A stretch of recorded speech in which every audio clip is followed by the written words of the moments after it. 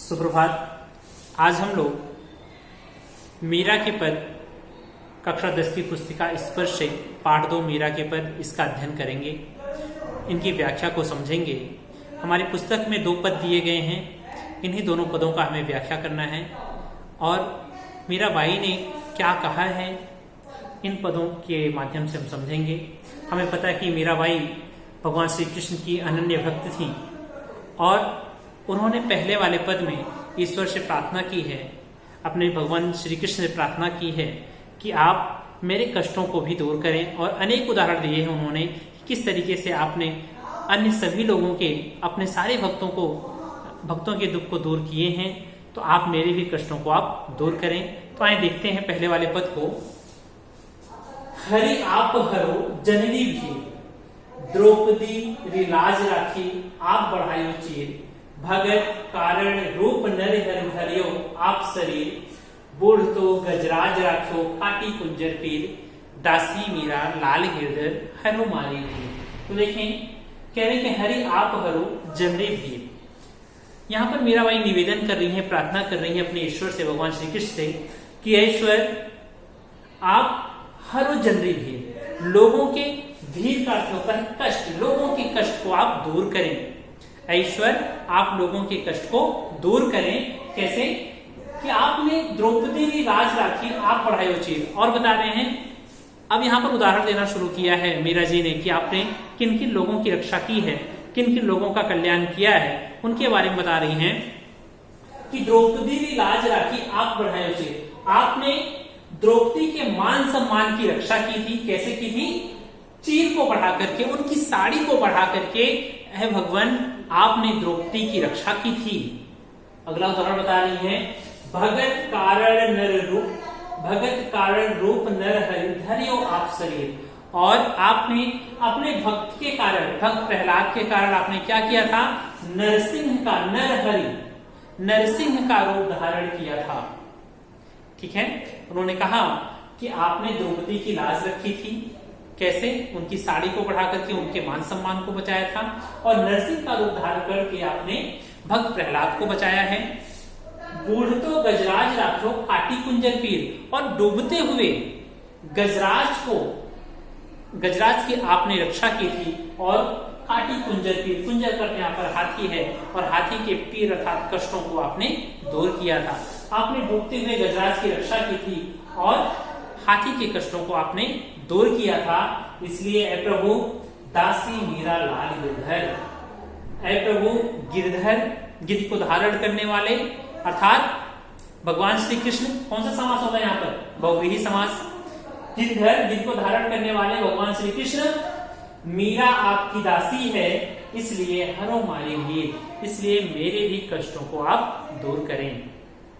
ठीक है, कह रही है कि दासी मीरा, मीरा आपकी दासी है, किसकी? गिरधर की है, गिद्ध को धारण करने वाले भगवान श्री कृष्ण, मीरा आपकी दासी है, इसलिए हरो मारी भीर। हरो मतलब दूर करो, मारी मतलब मेरे भीर मतलब कष्ट, मेरे भी कष्ट को दूर करो। जिस तरीके से आपने द्रौपदी के कष्टों को दूर किया, भक्त प्रहलाद की रक्षा की, गजराज की रक्षा की, ठीक उसी प्रकार से मैं भी आपकी दासी हूं, मैं भी आपकी भक्त हूं और मेरे भी कष्टों को आप दूर करें। ठीक है, इनकी भाषा में देखें, ब्रज भाषा और साथ ही साथ राजस्थानी भाषा, ऐसी भाषाओं का मिश्रण रहा है। ठीक है, इनके पद जो है गेयात्मक है, इनको गाया जा सकता है। रस जो है इसमें भक्ति रस है। ठीक है, आगे देखें, दूसरा पद है कि श्याम माने चाकर राखो जी, गिरधारी लाला मान चाकर राखो जी। चाकर रहस्यों बाग लगास्यों, नित उठ दर्शन पास्यों, विंद्रा बनरी कुंज गली में गोविंद लीला गास्यों। चाकरी वे दर्शन पासों, सुमरण पासों खर्ची, भाव भगत जागीरी पासों तीनों बाता सरसी। मोर मुकुट पीतांबर सो है गल में जंती माला, वृंदावन में धेनु चरावे मोहन मुरली वाला। ऊंचा ऊंचा महल पड़ावा बिच बिच राखूं वारी, सांवरियारा दर्शन पासों पहर कुसुम्बी साड़ी।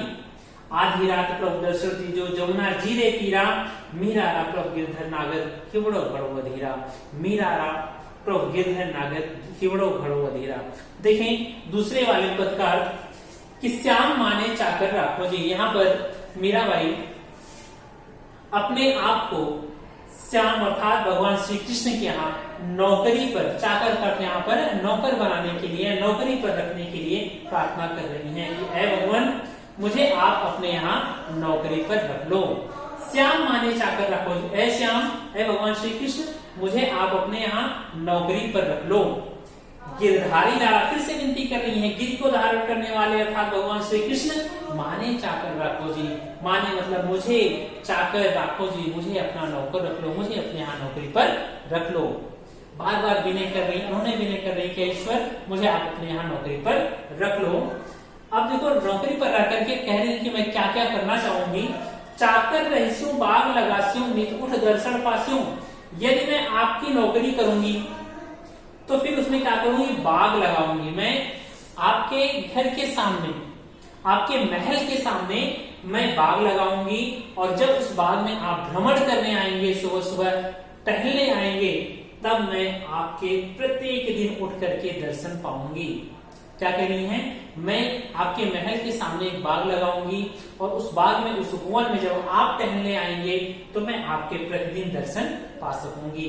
आगे बता रही है कि वृंदावन कुंज गली में गोविंद लीलावासी और दर्शन के पश्चात मैं वृंदावन की कुंज गली में, वृंदावन की कुंज गलियों में, छोटी छोटी तंग गलियों में जाकर के आपकी लीला का गुणगान करूंगी। गोविंद लीलावासी, आपकी लीला का गुणगान करूंगी। कहीं पहली बात तो मैं एक बाग लगाऊंगी जिसमें आप जब सुबह भ्रमण करने आएंगे उस उपवन में, उस बगीचे में, उस बाग में, तो मैं आपके दर्शन कर सकूंगी। और दर्शन के पश्चात क्या करूंगी, वृंदावन जाकर के, वृंदावन की छोटी छोटी तंग गलियों में जाकर के मैं आपके लीला का गुणगान करूंगी। आगे कहनी है चाकरी में दर्शन पासु सुमरण पासु खर्ची। और इससे क्या होगा, आपके यहाँ मैं नौकरी करूंगी, नौकरी में मुझे क्या चाहिए, चाकरी में दर्शन पासु, मुझे वेतन की आवश्यकता नहीं है। मेरा वेतन क्या होगा, मेरा धन क्या होगा, जो वेतन मिलता है नौकरी के बदले जो वेतन दिया जाता है, उसमें बता रही है कि चाकरी में दर्शन पासु, मुझे क्या मिलेगा, आपका दर्शन मिलेगा। सुमिरन पासु खर्ची, और मुझे आपके नाम का ध्यान लगा रहेगा, सिमरन मिलेगा। तो कह रही है मुझे दर्शन, आपका दर्शन मिलता रहेगा, आपके नाम हमेशा स्मरण होता रहेगा, यही मेरे खर्चे के लिए पर्याप्त है। मुझे धन की आवश्यकता नहीं है, आपका दर्शन, आपके नाम का स्मरण बना रहे, यही मेरा खर्चा होगा। और भाव भगत जागीरी पासु, तीनों बातें सरसी, और भाव भगत जागीरी पासु, कहीं भक्ति रूपी जागीर मुझे मिल जाएगी। यदि मैं आपके यहाँ बाग लगाऊंगी, आपका दर्शन करूंगी, तो क्या हो जाएगा कि आपका सुमिरन और आपकी भक्ति, साथ ही साथ भक्ति रूपी जागीर मुझे मिल जाएगी। यह तीनों चीजें मुझे मिल जाएंगी और यह तीनों मेरे लिए क्या है, किसी दौलत से कम नहीं है। बहुत बड़ी जागीर मुझे मिल जाएगी। मुझे मेरा मासिक वेतन नहीं चाहिए, मुझे वेतन नहीं चाहिए, आपका दर्शन, आपका स्मरण और आपकी भक्ति ही मेरे लिए पर्याप्त है। मोर मुकुट पीतांबर सोहे गल वैजंती माला, और कह रहे हैं कि आपके सिर पर मोर का मुकुट सुशोभित होता है। अब यहाँ पर भगवान श्री कृष्ण के सौंदर्य का, रूप सौंदर्य का वर्णन कर रही है मीराबाई कि मोर मुकुट पीतांबर सोहे गल वैजंती माला, आपके सिर पर मोर के पंखों से बना हुआ मुकुट सुशोभित होता है। पीतांबर, आपके शरीर पर पीले वस्त्र सुशोभित होते हैं। गल वैजंती माला, और गले में वैजंती के बने हुए फूलों की माला सुशोभित होती है। पीतांबर में पीले हैं, अंबर जिसके पीला है, वस्त्र जिसका क्या पीला है, अंबर जो पीला है, अंबर जो कर्मधारय समास, पीतांबर पीला है वस्त्र जिसका, अर्थात भगवान श्री कृष्ण। तो देखिए ये समास भी इसमें देख लेंगे हम। तो पीला है वस्त्र जिसका, अर्थात भगवान श्री कृष्ण, बहुव्रीहि समास में हो जाएगा ये। तो मोर मुकुट पीतांबर सोहे गल वैजंती माला, आपके सिर पर मोर के पंखों का बना हुआ मुकुट सुशोभित होता है और शरीर पर पीले वस्त्र सुशोभित होते हैं और गले में वैजंती के फूलों की बनी हुई माला सुशोभित होती है। और वृंदावन में धेनु चरावे मोहन मुरली वाला, और मेरा जो मोहन है, जो मेरा श्याम है, मेरा कृष्ण है, वो क्या करता है, वृंदावन में अपनी गायों को चराता है। कौन, मोहन मुरली वाला, जो मन को मोह लेता है अपनी मुरली को बजा करके, वह श्री कृष्ण वृंदावन में अपनी गायों को चराता है। ऊंचा ऊंचा महल बनाओ बीच बीच राखूंगा, कह रहे कि मैं क्या करूंगी कि ऊंचे ऊंचे महल बनाऊंगी। ऊंचे ऊंचे महल बनाऊंगी और बीच बीच में मैं खिड़कियां लगवाऊंगी। बीच बीच रखूं, बारी बारी शब्द का यहाँ पर खिड़कियों से है कि मैं ऊंचे ऊंचे महल बनाऊंगी और बीच बीच में मैं खिड़कियां रखूंगी। और सांवरी, ताकि खिड़कियां क्यों रखना चाह रही हैं? क्योंकि भगवान श्री कृष्ण जब दूर चले जाएं अपनी गायों को चराते हुए तो वो ऊंचे महल पर जाकर के उस खिड़कियों के माध्यम से भगवान श्री कृष्ण के दर्शन कर सकें। आगे करिए, सांवरिया का दर्शन पासु पहर कुसुम्बी साड़ी। और अपने सांवरिया के दर्शन कैसे प्राप्त करेंगी? कुसुम्बी साड़ी पहन करके, अर्थात लाल रंग की साड़ी, कुसुम्बी का अर्थ यहाँ पर लाल रंग की साड़ी पहन करके मीराबाई अपने भगवान श्री कृष्ण के अपने सांवरिया के दर्शन करेंगी। आगे कह रहे हैं, आधी रात प्रभु दर्शन दीजिए जमुना जीरे तीरा। मीराबाई कह रही है, प्रभु मुझे आधी रात में दर्शन दीजिए। कहाँ? जमुना जीरे तीरा, यमुना जी के किनारे मुझे आधी रात में दर्शन दीजिए। आधी रात का मतलब यह है कि जब भी वो पुकारें तब आप वहां पर उनको दर्शन देने के लिए आ जाए। मीराबाई प्रार्थना करती है अपने ईश्वर से कि ईश्वर, ऐ प्रभु श्री कृष्ण, आधी रात प्रभु दर्शन दीजिए, मुझे आधी रात को दर्शन दीजिए। अर्थात कहने का तात्पर्य यहाँ पर आधी रात से है कि मुझे जब मैं आपको याद करूं, जब मैं आपको स्मरण करूंगा प्रभु, तब आप मुझे दर्शन दें। कहां दें? यमुना जी के किनारे। यमुना जी के किनारे मुझे आप अपना दर्शन दें।